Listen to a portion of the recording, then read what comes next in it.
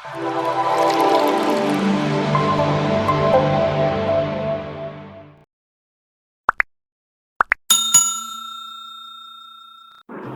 Friends, welcome to lively pearls.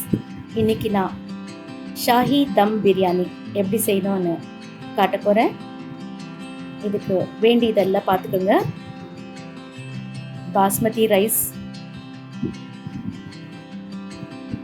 Rice வந்து நீங்கள் முதல்லையே நான் 4 சின்ன கப்பு 2 பெரிய கிளாஸ் இது வந்து இஞ்சி பூண்டு, கரம் மசாலா, இல்லைன்னா ஷாஹி பிரியாணி மசாலா கூட கிடைக்கும், அது கூட வாங்கிக்கலாம் நீங்கள். இது வந்து கிராம்பு, அந்த மசாலா பூ, ஏலக்காய், அப்புறமா பட்டை, இதெல்லாம் முழுசு. முந்திரி ஆப்ஷனலுங்க, கண்டிப்பாக போடணும்னு இல்லை, அது உங்கள் விருப்பம். இதெல்லாம் காயெல்லாம் கட் பண்ணி வச்சுருக்கேன். உருளைக்கிழங்கு இது 1 இன்ச்சில் கட் பண்ணேன். கேரட் சின்னதாக, பீன்ஸும் சின்னதாக கட் பண்ணி வச்சுருக்கேன். இப்போது 1 கப்பு வந்து நான் வெங்காயம் மெலிசா இந்த மாதிரி கட் பண்ணி வச்சுருக்கேன். இது வந்து ஒரு பெரிய வெங்காயம், பெரிய தக்காளி, ஒரு 3 பச்சை மிளகாய்.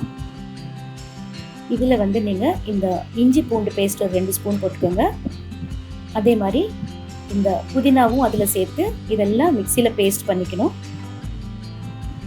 இதெல்லாம் பாருங்கள், புதினா போட்டு இதெல்லாம் மிக்சி பண்ணிக்கோங்க.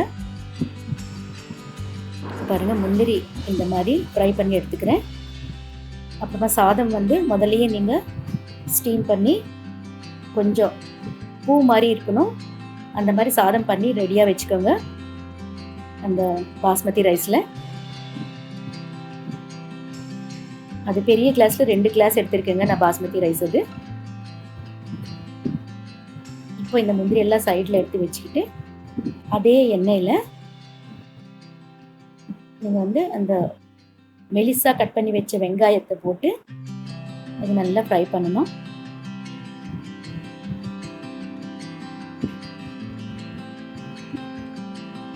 பார்த்தீங்களா, இந்த மாதிரி ஒரு கிறிஸ்பாக ஆகிற வரைக்கும் ஃப்ரை பண்ணி இது சைடில் எடுத்து வச்சுக்கணும். உங்களுக்கு பார்க்குறதுக்கு என்னமோ கஷ்டமாக இருக்கும் போல் இருக்கும், பட் ரொம்ப ஈஸிங்க.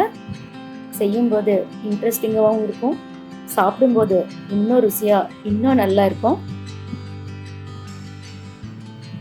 இதை பாருங்கள், அந்த பேஸ்ட்டு சொன்னேன் இல்லைங்களா, வெங்காயம், புதினா, பச்சை மிளகா, இஞ்சி பூண்டு, தக்காளி, அந்த பேஸ்ட் வந்து இதில் போட்டு அந்த எண்ணெயிலேயே நல்லா இது ஃப்ரை பண்ணிக்கோங்க.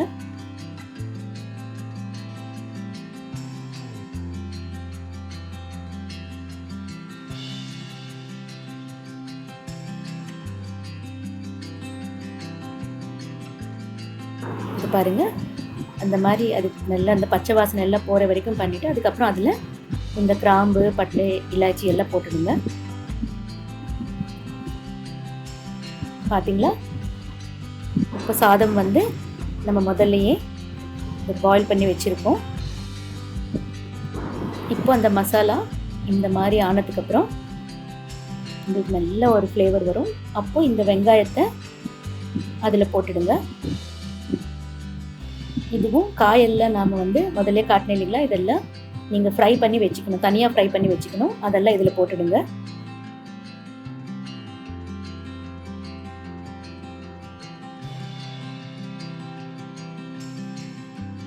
இப்போ இதில் சாதமெல்லாம் இந்த மாதிரி எடுத்து போடுங்க. அதே மாதிரி இதில் இப்போது கரம் மசாலா, ஷாஹி பிரியாணி மசாலாவும் சரி, இல்லைன்னா கரம் மசாலா இந்த மாதிரி ஒரு 2 ஸ்பூன் போட்டுடுங்க, 2 டேபிள் ஸ்பூன்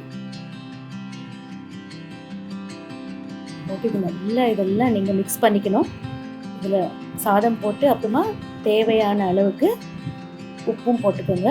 இந்த பாருங்க, இது வந்து நான் கொஞ்சம் கேசரி கலர் கொஞ்சமாக ஒரு சின்ன ஸ்பூனில் கலந்துட்டு ஒரே பக்கம் போடுங்க. அப்போ என்னென்னா கொஞ்சமாக தான் உங்களுக்கு கலர் வரும், இல்லைன்னா ஃபுல்லாக கலர் ஆகிடும். ஒரு பக்கம் மட்டும் போட்டுட்டு அது ஃபுல்லாக கலக்கணும். இதே மாதிரி தேவையான அளவுக்கு உப்பு, கலர் மட்டும் பார்த்துக்கோங்க. இது கூட உங்களுக்கு பிடிச்சா போடுங்க, அப்படி இல்லைன்னா கூட வேண்டாம்.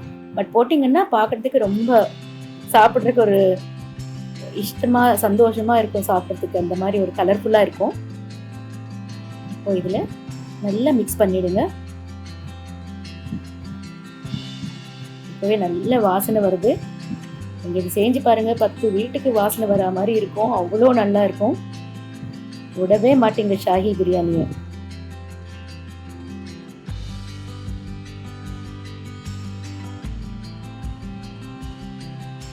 இப்போ அந்த மிக்ஸ் பண்ணதெல்லாம் எடுத்து நான் பார்த்தீங்களா கலரே மாறிடுச்சு.